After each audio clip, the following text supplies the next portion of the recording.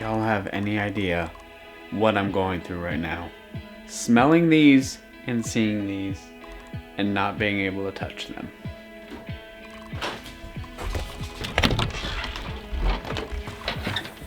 How you feeling?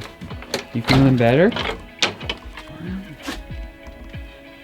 It is stunning out right now. It's a little chilly. I mean, it's only in the upper 30s, but it is beautiful. It is absolutely beautiful right now. Macy's feeling much better.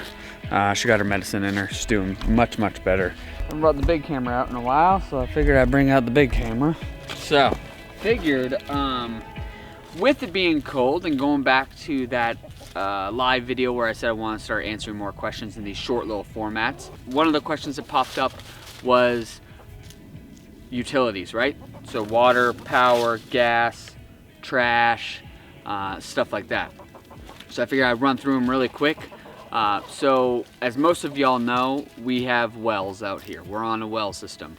Now we do have city water. Friendsville did get a grant to run city water. They have ran it down the street. It hasn't come down our little section yet, but we can get it if we want. And I believe in it. It's a little bit of an investment to get them to run it down our little portion here. I think you got to pay like $1,500, and then you got to attach to it, pay for the meter, and then it's something like a minimum of $40 a month in order to have city water, and that's with pressure and everything. Now, if you don't want that, of course, you're on a well, right? So you dig a well. Most of the properties out here already have wells. This property with the 2 houses on it is fed from one well down below. Wells are great, right? No water bill, you got constant water. I mean, it rains so much and all the weather, you constantly have a water table down there. Downfall to a well though is it's extremely hard water. It's very hard and it's harsh on like the girls on their hair and stuff. So if you do get a water softener system, kind of like Uncle has, it's much better. But the biggest drawback is if you lose power, then you lose your water.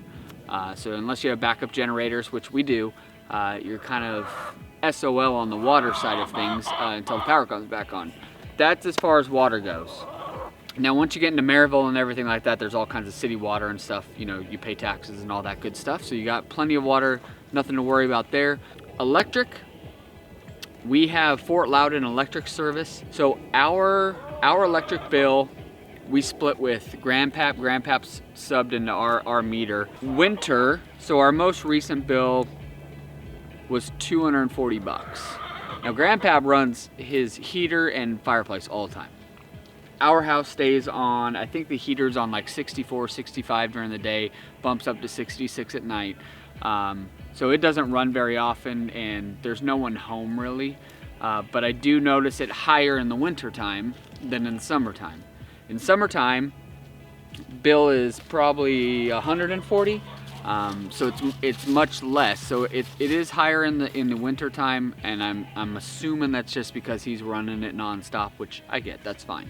Back in California, I know our wintertime bill averaged 80, like 70, 80 bucks, right? Because you're not using it. It's very comfortable.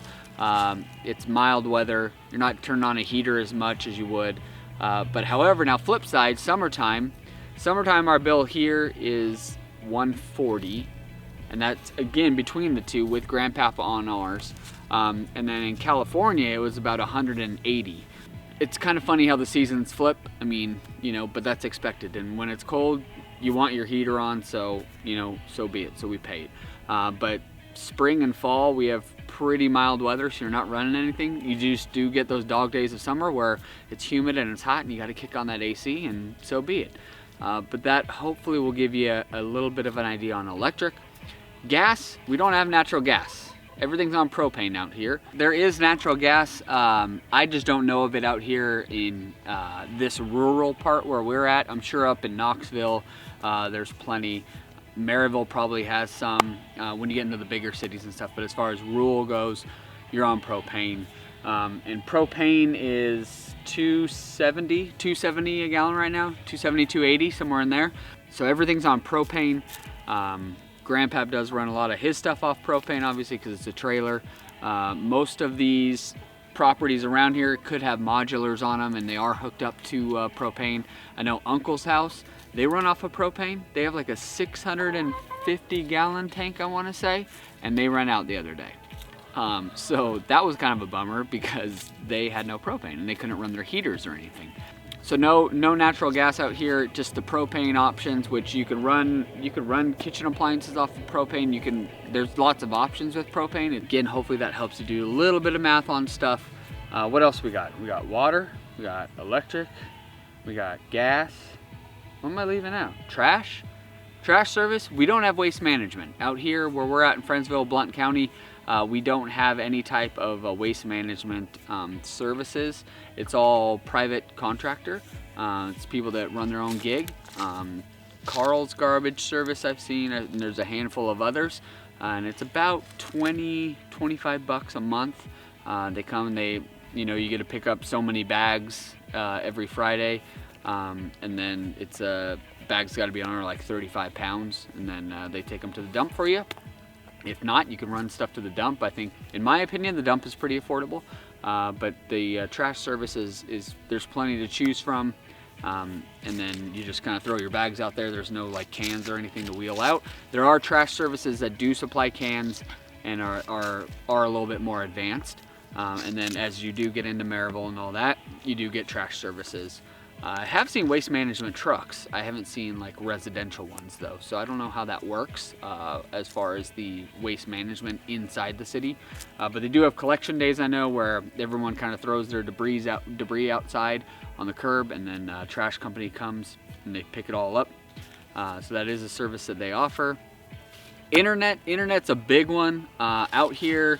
There's ATT Uverse, there's a couple other options. I mean, you could do the satellite stuff, but we do have a pretty good internet provider that is hooking up fiber now to all the houses. And I think it's 1,000 megabytes, so it should be great internet. So we're in the process of getting that worked up, but for right now, it is like a satellite fed. There's actually a tower in the middle of this area that feeds to all the houses. So it's not like HughesNet, you're not putting that on. So I mean, we have decent internet. Obviously I can upload YouTube videos, and it's a little sluggish for that, but as for typical browsing, your average person, it's just fine. It does the job, it checks all the boxes. And cell service, I mean, you got everything. It's kind of, just depends where you're at. We used to have Verizon. We were with Verizon forever because I did love their service. We always had service no matter where we went. And then we moved here, and our little area, we had no service. No service at all. Switched to AT&T, haven't had a problem since. I do miss Verizon and their customer service and just the data and speed of things. I feel like AT&T is just a little bit behind, but no complaints really. I know a lot of people have T-Mobile out here. So there's plenty of options. Again, it's just kind of gonna depend on where you end up landing as far as your service is gonna go. So now you do have to keep in mind when you're buying a piece of property, or, oh, that's another one. So, and then I guess septic, right? We're on septic out here in the rural area that we're in. We all have septic tanks, so everything's based off of that. There is no sewer. Maryville does have sewer because they have a treatment plant that we always pass by that I see. But a lot of places are on septic out here, so you don't have a sewer bill to worry about. Now, that is a concern when you get a property or you're moving into a spot, whether say it's just land or if it is a house already on. You got to take into account the cost of, especially if it's land, the cost from running the utilities from the street up to the property wherever you're going to put the house, or if the house already has it or whether it doesn't have it. Also, you need to have your septic tank pumped. You need to bring that into account. So there's a lot of things when you're looking at purchasing property or purchasing a house when it comes to the utilities, just to kind of double check and make a list and make sure you go over all of them, because that cost can add up quick when you've got to run, water and electric from the street, from a meter, all the way up. Like if it was for us, I mean, it's a distance. It's 300, 400 feet down to the street, at least to this house. So that would be a pretty costly little thing to add on when we need to run that water. But hopefully that helps y'all. Like I said, I want to start covering some of these little topics when I see a question pop up as best I can. I'm just gonna hop on here and just kind of freestyle it, not so much planned out, just that way I can just check off as many as I can. Otherwise, if I try to plan things out and then film them and things get in the way, and then I never end up doing them. So I want to do them while they're on top of my mind and when I see the question. So hopefully that helps. If there's anything else, drop them in the comments below. I'm not really going through all the comments as much as I used to, kind of going with that Joe Rogan approach, the post and ghost, just because the internet, man, it's a wild place out there, and you know, you kind of say what you want out there in the comment section, and I'm just a guy trying to provide some help and insight. So like I said, always you can hit me up on Instagram. I do reply to those because that I can kind of monitor and clean up as I need to. So hopefully that's helpful. We will get some more of these videos out. That is it from Tennessee, y'all. Appreciate y'all being here. Mace, you playing in the sandbox? You are feeling better, huh? Sandboxes are fun, huh? All right, that is it from Tennessee, y'all.